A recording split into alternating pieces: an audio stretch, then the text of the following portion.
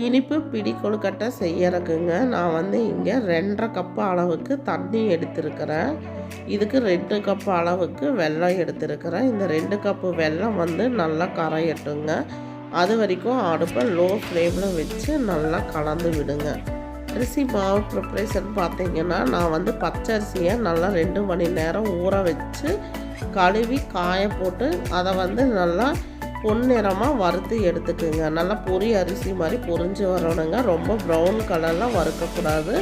நல்லா வறுத்து எடுத்து ஆற வச்சு ரவை பதத்துக்கு உடச்சி எடுத்துக்குங்க. வெல்லம் நல்லா முழுசாக தண்ணியில் கரைஞ்சதுக்கப்புறம் இறக்கி வடிகட்டி திரும்ப அடுப்பில் வச்சு நல்லா கொதிக்க விடுங்க. அரிசி வந்து மாவு இல்லைங்க, அரிசி வந்து நெய் ரவையாட்டம், அதாவது ரொம்ப சன்ன ரவையாட்டம் பொடி பண்ணி இருக்கிறதுனால 1 பங்கு அரிசிக்கு 2.5 பங்கு தண்ணி கணக்குங்க. 2 ஊற்றுனீங்கன்னா உங்களுக்கு அரிசி வேகிறதுக்கு பத்தாது. 2.5 பங்கு தண்ணி. வெல்லம் நல்லா கரைஞ்சி 1 கம்பி பதம் வந்ததுக்கப்புறம் நம்ம இங்கே ரெடியாக வச்சுருக்கிற அரிசியை கொஞ்சம் கொஞ்சமாக சேர்ந்து நல்லா கட்டி இல்லாமல் கலந்து விடுங்க. அடுப்பை லோ ஃப்ளேமில் வச்சு இதை நல்லா வேக விடுங்க. அடுத்ததாக ஒரு தேங்காயை நான் வந்து இங்கே சின்ன சின்ன பல்லாக அறுத்து வச்சுருக்கிறேங்க. ரொம்ப பொடியாக நான் நறுக்கி வச்சுருக்கிறேன். நறுக்கிற தேங்காய் பீஸை இதில் ஆட் பண்ணிக்கிங்க. 1 டம்ளர் பாசிப்பருப்பு, 1/2 டம்ளர் கடலைப்பருப்பு, அதாவது 2 கைப்பிடி பாசிப்பருப்புங்க, 1 கைப்பிடி அளவுக்கு கடலைப்பருப்பு நான் வந்து 1 மணி நேரம் ஊற வச்சு இதை வந்து மலர வேக வச்சுருக்கிறேன்.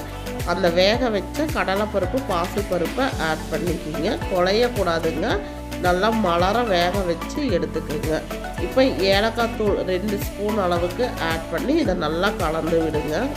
ஒரு சிட்டிகை உப்பு, ஒரு 2லிருந்து 3 டேபிள் ஸ்பூன் அளவுக்கு நெய் விட்டு நல்லா கலந்து விடுங்க. அரிசி வந்து நீங்கள் தொட்டு பார்த்தீங்கன்னா ஓரளவுக்கு பாதி வெந்திருக்கணுங்க.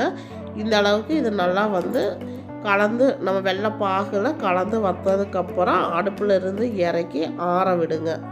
இப்போ கையில் நெய் தொட்டு இதை சின்ன சின்ன உருண்டையாக உருட்டி ஒரு அதாவது பிடி கொழுக்கட்டை, அந்த பிடிக்கிற பதம் உங்களுக்கு தெரியும், வீடியோவில் பார்த்தீங்கனாலே தெரியும். லேசாக ப்ரெஸ் பண்ணிக்கிங்க. ரொம்ப அழுத்தி பிசைய வேண்டாங்க, உடஞ்சிரும். லேசாக ப்ரெஸ் பண்ணிக்கிங்க. அதையும் இதே மாதிரி நீங்கள் பிடி கொழுக்கட்டை ரெடி பண்ணி இப்போ நான் தண்ணி இட்லி பானையில் வச்சுருக்கிறேங்க. அந்த தண்ணி கொதிக்கட்டும். நம்ம பிடிச்சி வச்சுருக்கிற கொழுக்கட்டையை சூடான ஆவியில் வேக விடுங்க. இட்லி பாத்திரத்தில் தண்ணி வச்சு அந்த தண்ணி கொதி வந்ததுக்கப்புறம், அதாவது ஸ்டீம் ஆனதுக்கப்புறம் நீங்கள் கொழுக்கட்டைகளை அடுக்கி விடுங்க.